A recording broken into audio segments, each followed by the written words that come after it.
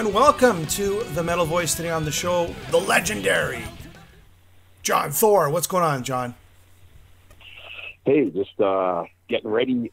We just did a show in Seattle at the Northwest Metal Fest, and it went over tremendously this past weekend. And, one by one, we're getting everything ready for the full tour. The Onslaught. Next up will be Portland. Yeah, the Onslaught. Portland is next, April 12th. Then it starts speeding up from there as we hit Seattle again, and Vancouver, Victoria, and Los Angeles, Sacramento, Phoenix. It just keeps going. Las Vegas, Denver, Cleveland, Chicago. Then you're going back into Montreal, which would be Toronto, Montreal, and Ottawa, which is, I think it's been a long time since you came around here.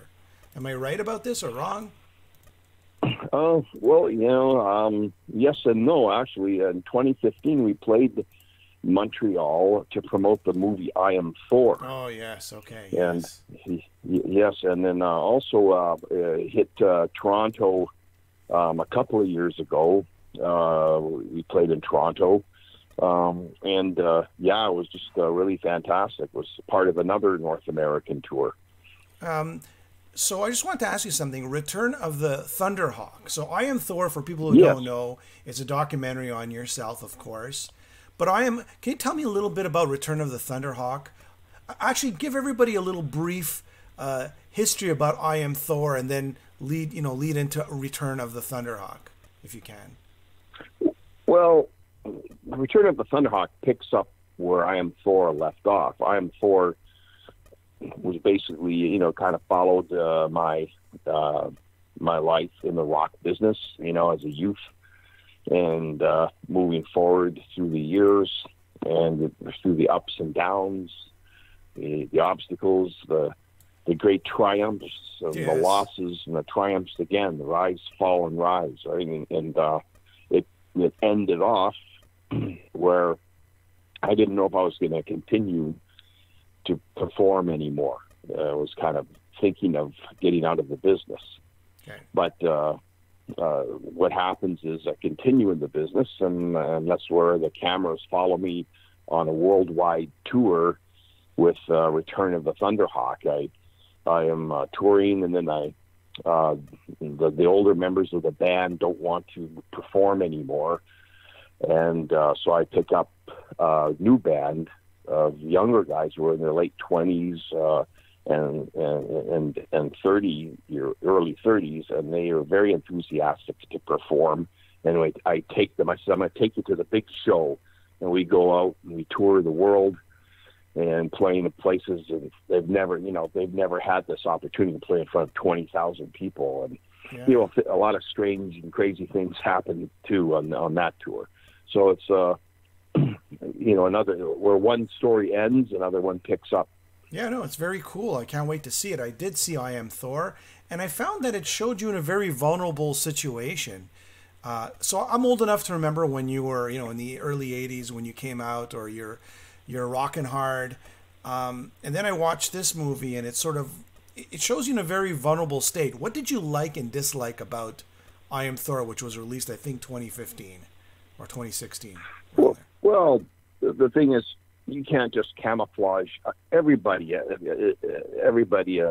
a vulnerable state, and everybody has a powerful state.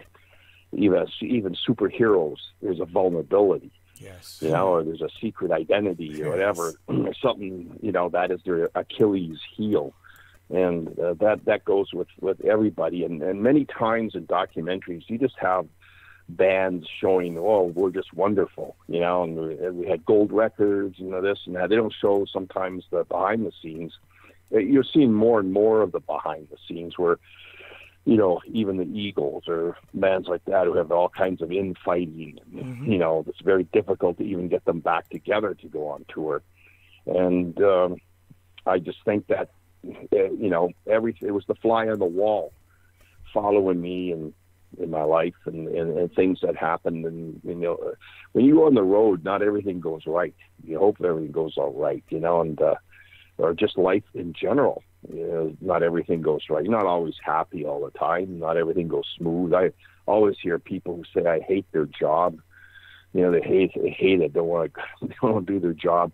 Well, I like my job, but there's still, even if you like it, there's still things that can go wrong. And the music is probably the toughest industry there is, I think. One of the toughest. It's an enigma. Yeah. You never know what people are going to like at times. You try to write songs, people are going to like them or not, but you try to write songs that you think everybody's going to like and you believe they're going to like or whatever. And, and a show that everybody, it's by experience too. You get out there and when you perform, like we introduced a new song from the new album in Seattle, everybody loved it. So by being on stage and trying out your performances and different props you use or whatever, you get the reactions from the crowd, and that's kind of how you hone your craft. And so Return of the House, there is vulnerability. Yeah. Well, you know what? Actually, that makes the best documentaries showing vulnerability, like you said. Even Anvil, which was probably one of the most famous ones of all, it showed them at the most vulnerable state, right? But it's triumph and tragedy and triumph and tragedy. That's what people want. That's what people love. That's Shakespeare too, isn't it? Yes. He tried to capture that's right the essence of humanity or the human interest story, and it was always the tragedy, and also there was triumph, but there was also the tragedy. Return of the Thunderhawk.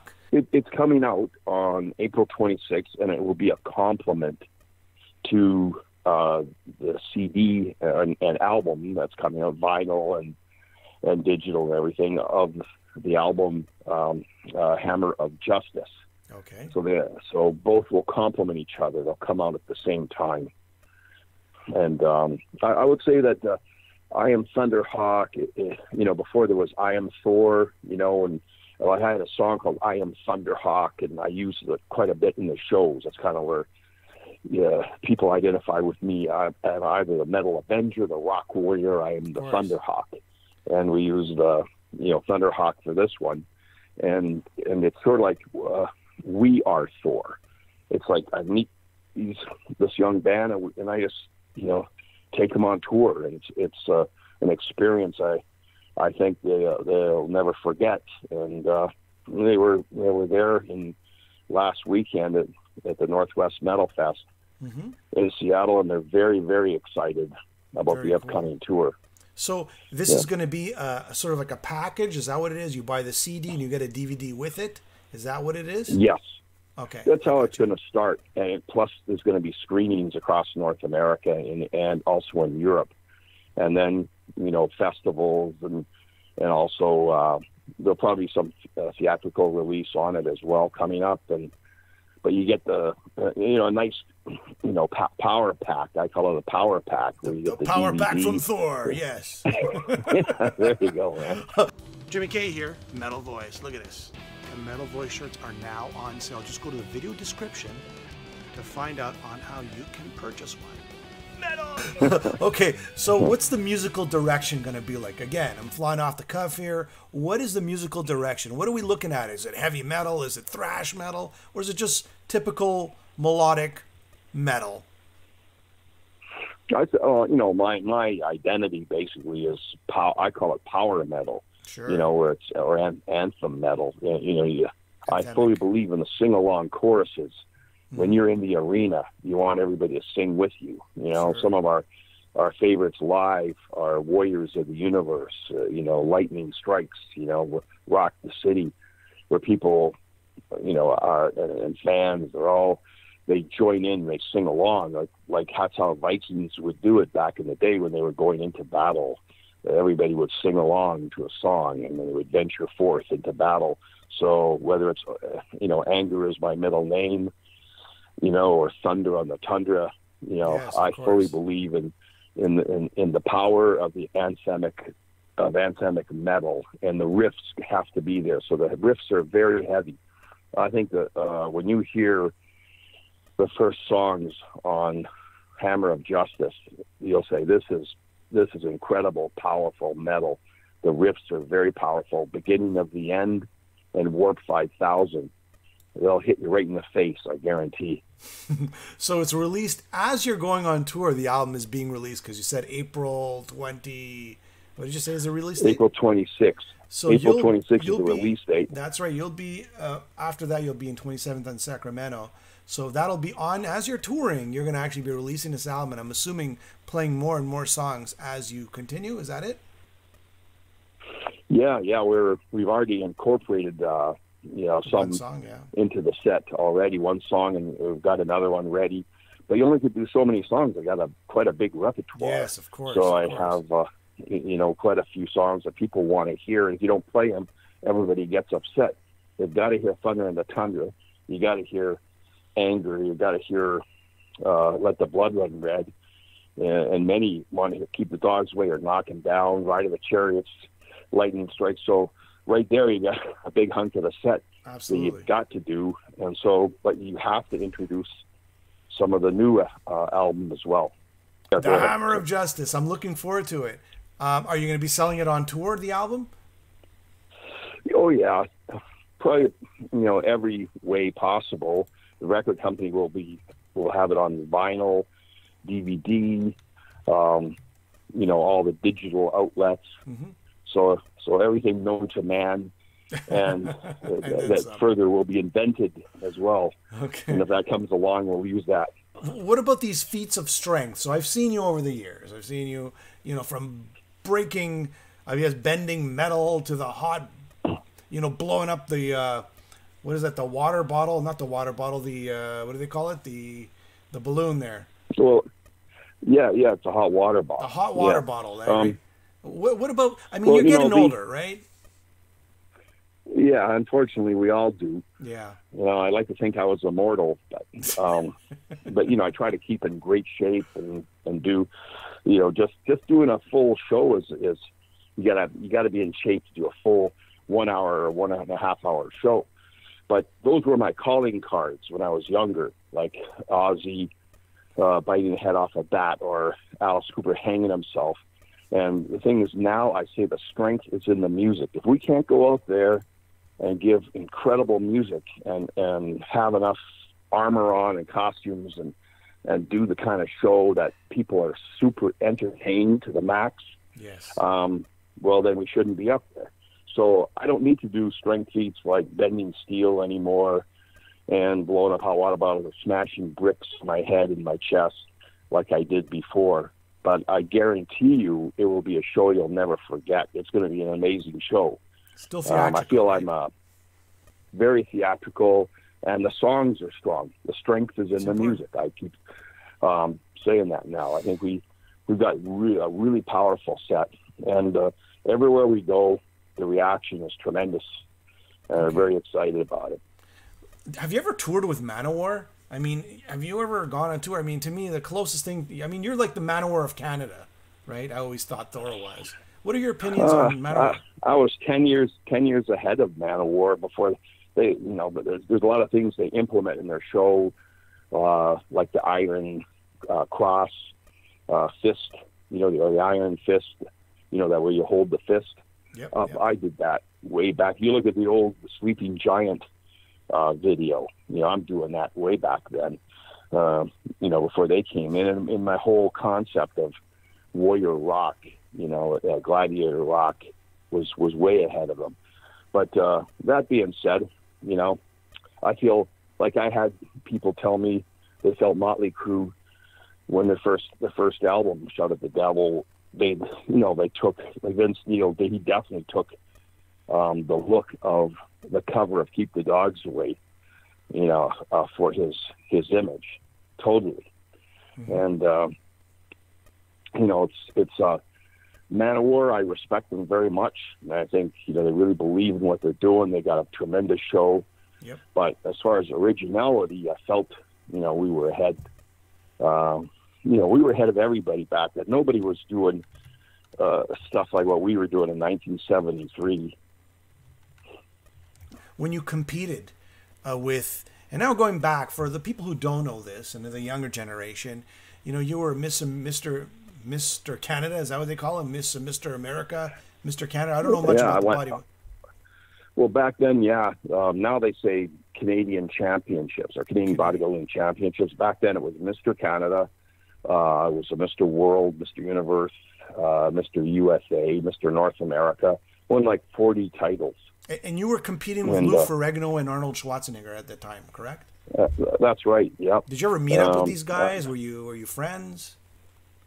Oh yeah, I like Lou. Lou's a great guy.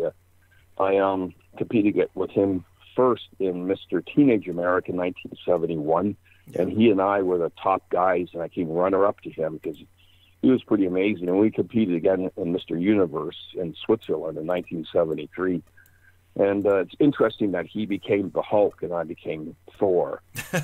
It's a comic. Yeah.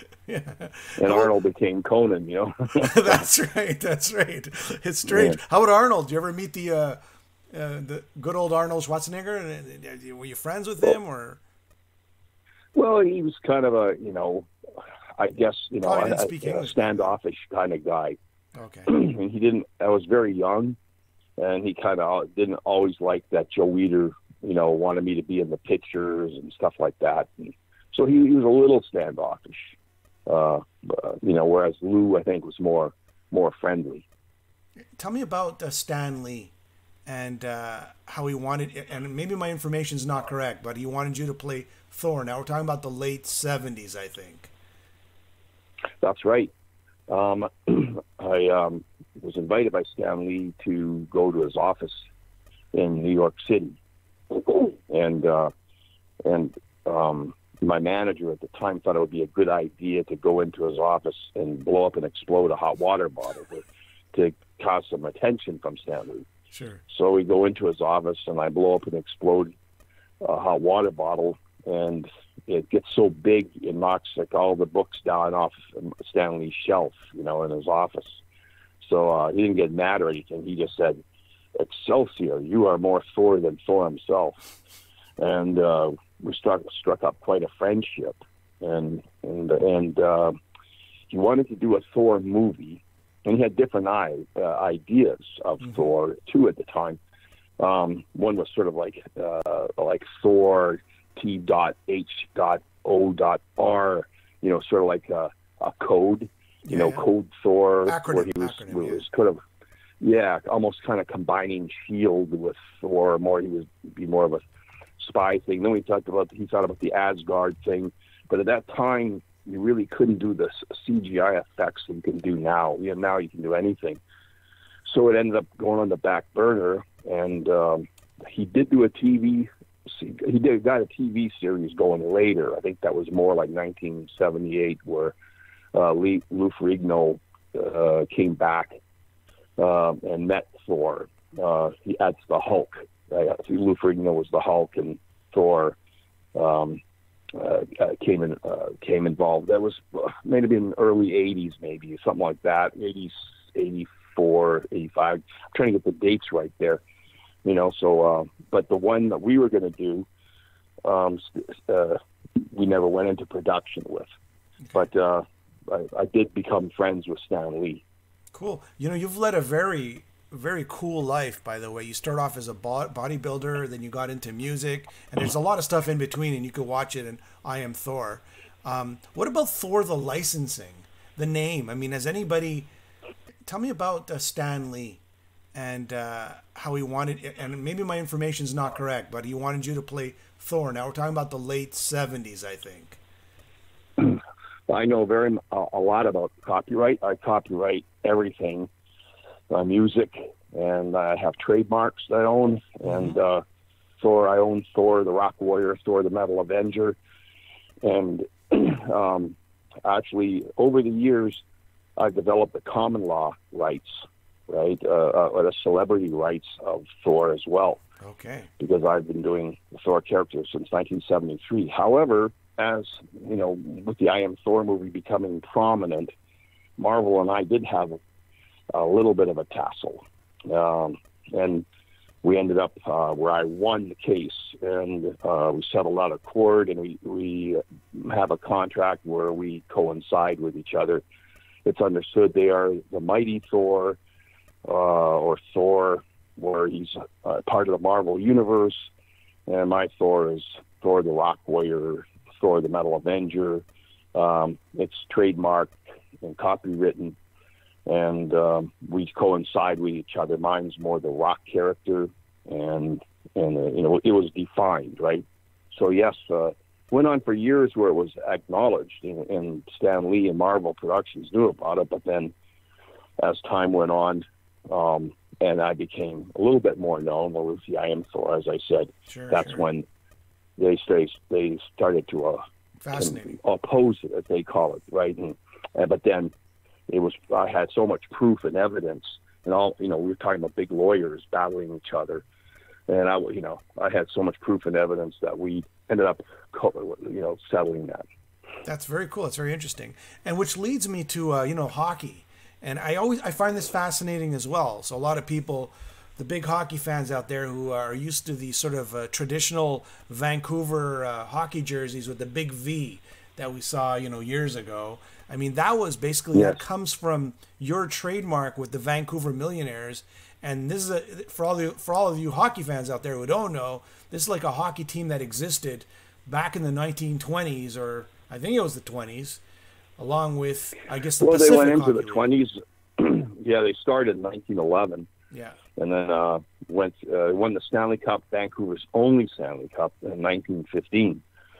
And they're called the Millionaires. People forgot all about them. And then I wanted to bring them back, you know, bring them back from the dead, and do something with them. And you know, we put on all kinds of concerts and combine them with hockey games or events where I could, you know, bring back the Millionaires, and it caused quite a noise, and well, time went on, and the Millionaires came back in a big way, and I brought them back, and 60,000 people saw that them play at you know, BC Place, against the Ottawa Senators. I mean, and there you go. There's another team. Exciting. Even the Senators were back in the 1910s and the 20s, right? There was even before that. Yeah, right? There's still that want for the Stanley Cup, and the only one is 1915. Yeah. So it was a real incredible period to bring them back. Also, I'm still involved with hockey. I also had owned the Seattle Metropolitans before the NHL, and I made an agreement. You know, I signed it over to them, and but I'm coming back. I was promoting a team. I'm coming up with names. They're looking for names now. I came up with a concept. We had a big rally down in Seattle, you know, for the Seattle Sky Masters, and so I'm promoting the Sky Masters as a name for the Seattle team. Now everybody's vying for the name. As the Kraken, and you know, there's all kinds of names, the Totems. But I think the Sky Masters would be emblematic of aeronautics in Seattle. There's, you know, so much has gone on with building planes. Yeah, it's nice. I like it. But I mean, getting back to Vancouver, so a lot of people don't know, you actually sold the logo, I guess it would be the logo of the Vancouver Millionaires to the Vancouver Canucks, that big V, right? That we are used to seeing. The NHL and the Canucks, yeah. Yeah, the NHL and the Canucks, sorry, yes. Yeah. I mean, was that a big payout for you? Well, that's a non-disclosure. I don't know, I'm asking. It was an agreement that was made. I signed a contract with it. Like anything I do for Ollie in perpetuity, it's non-disclosure. I hear so, you. Like if I told you the amount or what went on, I actually, you forfeit. Could be under a problem with the Canucks if they saw that, right? No, I hear you. I just want to give you, your dues there. It's great that you had your hand in that. Thanks. That's amazing, especially for hockey fans, right? You know, what a great thing. That's amazing.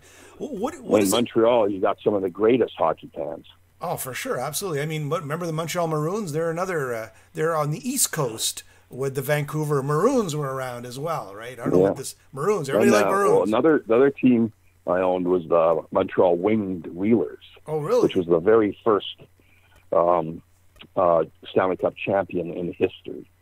And I turned those over. Actually, we made a deal with the Detroit Red Wings because that's how they got their logo. It was inspired by the Montreal Winged Wheelers.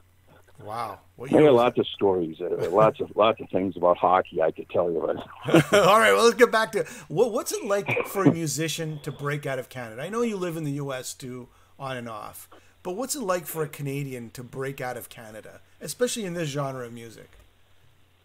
I think there's tremendous talent in Canada. Many bands that have hits in Canada, somehow never crossed over into the United States, where you need to really make it, or Europe, right? And then some have made it in Europe, and others, have just, did cross into the U.S. One thing tough about touring Canada is the space between the cities, whereas, you can go into the U.S. and tour, and like the East Coast, everything's within 3 hours, an hour away or whatever. It's just that much harder in Canada, especially in the winter, to tour around. But I think it's, there's some really great bands. For example, bands or rock bands like Trooper, were really, I think they had a lot of hits in Canada. Never could break the U.S. market. They tried, but they just couldn't do it. It's not really that easy at times. Triumph, hit certain markets in the U.S. and did really well that way. They could actually fill the Spectrum in Philadelphia, Triumph, but then in other regions, they couldn't somehow, so they couldn't fully break out. I don't know. It's tough, right? It's tough. Like you can have huge hits in Canada, but then if you don't get it over into the U.S. and have those hits or make it really big in the U.S., really that's where then you don't get the recognition you need. Do you think you need to make? Yeah. Do you think it was that one big? I mean, you had the big hit right when you Keep the Dogs Away back in the day, but you needed that massive hit, like that big song that went global. I mean, that was one piece I guess you were missing over the years, even though you did have a cult following, don't get me wrong, but is that one little missing ingredient? Well, the thing is, it kind of worked for me because, we did in England, we had number one hit with Thunder and the Tundra over Van Halen and over Wasp. And then the movies kind of made, they became sort of our radio. We did it in a unique kind of way, and we were rediscovered and had, everybody listened to songs on YouTube, and just the different movies we did, whether it's Rock'n'Roll Nightmare, Zombie Nightmare, some of the other ones, Intercessor, and people like heard the music and they got to really like it. So we have so much material out there, that, in different media now that, we get discovered one way or the other. Yeah, I think it's very cool. Lots of live touring, Yeah, well, I mean, that's pretty much it. I'm very excited to see you on tour. You're going to be in Montreal. Love to see you there. Just ripping through from April all the way to June. Canadian dates, U.S. dates. It's a North American tour. Everybody go check out Thor. Hammer of Justice, the name of the album, as well. Return of the Thunderhawk, a DVD. A must watch. And I Am Thor is on Netflix, correct? Yes, it's been on Netflix, and it currently may not be on Netflix. So they have such a changeover in thousands and thousands of titles. Sure. But if you punch in I Am Thor, you'll find it somewhere out there, whether it's Amazon. You'll be able to find it. It's out there.